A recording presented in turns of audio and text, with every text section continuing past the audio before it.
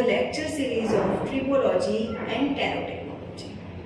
I am Neha Joshi, Assistant Professor in Mechanical Engineering Department at LJ Institute of Engineering and Technology. Let us start our second chapter, that is friction, wear and lubrication. In previous session, we covered our first chapter, that is Introduction of Tribology. In that, we covered what is tribology, why it is required to study tribology, different factors for tribology, then different types of lubricants, then lubricant additives, then types of additives and selection of lubrication. In today's session, we will cover different topics like what is friction, classification of friction, then laws of friction, causes of dry friction. Now, first of all, what is friction? Friction is a force between two surfaces that are sliding or trying to slide across each other. Okay. Now here you can see in the diagram the two sliding surfaces which are move across each other. Okay. For example, when you try to push a block along the floor, friction makes this difficult. If you are pushing the block in the direction along the floor, it is difficult. Okay, friction will make it is difficult. Friction always work in the direction opposite to the direction in which the object is moving or trying to move. Okay, so friction always work in the opposite direction of the object. In other ways, friction can be defined as the resistance to relative tangential motion between two sliding bodies or surface in the contact with each other. The friction exists when attempt is made to initiate the motion. When we are attempting an initiate for the motion, then friction exists, and while during the motion, friction exists. Okay, barring a few exceptions, friction is considered as a nuisance. Generally, friction is not allowed in the industries. Okay, in vehicles, friction is not considered. It is considered as a nuisance. Large proportion of energy produced in the world is consumed in the friction. Still greater evil is the wear, which is usually associated with the friction. Okay, so wear is associated with the friction, which is not good for the machines. This is the factor perhaps more than any other which shorten the effective life of a machine or its component. For example, the difference between the weight of new machine, okay, and the one that is completely worn out is just a matter of few kilograms, but it is not good for the machine life. The machine life is over. Okay, so there are few examples when friction is desirable. Some of the examples are friction between driving and driven plate in the friction clutch. If there is no friction between the driving and driven plates, then it works not properly. Then friction between shoes and drum in brake. Okay, there is always friction between the drum and shoes of the brakes. So brake works properly. Okay, and you can stop your vehicles whenever required. Okay. Then friction between belt and pulley. There is always friction between belt and pulley. Without friction, belt will slip from the pulley. Then friction between automobile tire and road. There is always some friction which is known as a traction in between tire and road, and due to that tractive force or friction, the vehicle will not skid. Okay, so there is a desirable of friction between automobile tire and road. Then friction between locomotive wheels and rails. Okay, so for running properly of locomotive wheels and rails, there is always presence of friction which is desirable between locomotive wheels and rails. The friction between road and shoes while walking. If there is no friction between roads and shoes, we will not walk properly. So it is desirable between roads and shoes while we are walking.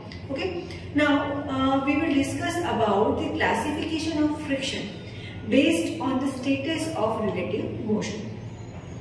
Now based on the status of relative motion between the contacting surface, the surfaces which are in contact, the friction is classified in two ways. First one is static friction and second one is kinetic friction. Now, what is static friction? So, static friction is a force that keeps an object at rest. Okay, when object is at rest, then friction is considered as static friction. Static friction can be further defined as the friction experienced when individuals try to move a stationary object on a surface without actually triggering any relative motion between the body and the surface which it is on. Okay, so there is a no movement between the body and surface, then it is considered as a static friction. When you are trying to move any object which is stationary, then it is considered as static friction. Some example of static friction, first one is papers on tabletop. Okay, so if there is a paper on tabletop, then it is considered as a static friction. Then a towel hanging on a rack. Okay, so it is an example of static friction. And a bookmark in a book and a car parked on a hill. Okay, so there is a no relative motion between the object and surface, so it is considered as a static friction. Now, what is kinetic friction? Kinetic friction is defined as a force that acts between moving surface. A body moving on a surface experiences a force in the opposite direction of its movement. Okay, so when there is a opposite force between the surface and the moving body, then it is considered as a kinetic friction. Okay, the magnitude of the force will depend on the coefficient of kinetic friction between two materials. Everyday example of kinetic friction, which is also known as a sliding friction, because there is a force between the moving surface and a body. Okay, so it is also known as a sliding friction. Some example of the kinetic frictions are rubbing both hands together to create a hit. Okay, so it is the there is a motion or force between the hands, so it is considered as a kinetic friction. Then a sled sliding across the snow or ice. Okay, so there is a motion or force, opposite force between the sled and the snow, so it is considered as a kinetic friction. Then ski sliding against the snow. Okay, when you are skis against the snow, then it is considered as a kinetic friction. A person sliding down a slide. Okay, it is also example of sliding friction because there is a opposite movement, opposite force movement. Okay, a coaster sliding against a stable. Okay, next example is if you are pushing a washing machine across a floor. Okay, then the body is moving up in opposite direction to the surface. Okay, then it is considered as a kinetic friction. And I am being pushed across the material. So these are the few example of kinetic friction which we are using in the day-to-day life. Now we will discuss about the classical law of dry friction. Okay, different laws of dry friction which is known as Edmonton's Coulomb law. There are various statements according to that law. First statement, it states that the frictional force is directly proportional to the normal load between the two contacting surfaces. Okay, so force is directly proportional to the normal load between the two contacting surfaces. The second statement states that the frictional force is independent of the apparent area of the contact between the two surfaces. Okay, so it is not dependent, frictional force is not dependent on the area of the contact between two surfaces. Third statement states that the frictional force is independent of the sliding velocity. Okay, so frictional force is not dependent on the sliding velocity of the object, it is independent of it. And the last statement is the static friction is greater than the kinetic friction because the static friction is stationary. Okay, so always it is greater than the kinetic friction. Now we will discuss about the causes of dry friction. Okay, there are two main sources of friction. First one is adhesion and second one is deformation. As you can see here, the source of friction, which is adhesion, and second one is deformation. Now what is adhesion?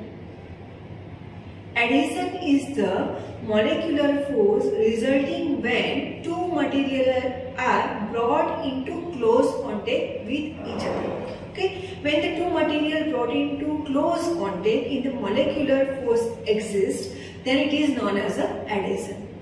For years, scientists thought that friction was caused only by the surface roughness. Okay, but it is actually not true. Recent study have shown that it is actually a result of adhesive forces. Okay, it is the molecular force resulting when two materials brought into close contact. Okay, so it is just not due to the surface roughness, but molecular force resulting when the two materials are brought into the close contact, the friction will occur. Force due to molecular binding between two surfaces is known as a adhesive friction. Adhesive material fill the voids, pores of the surface and hold the surface together by interlocking.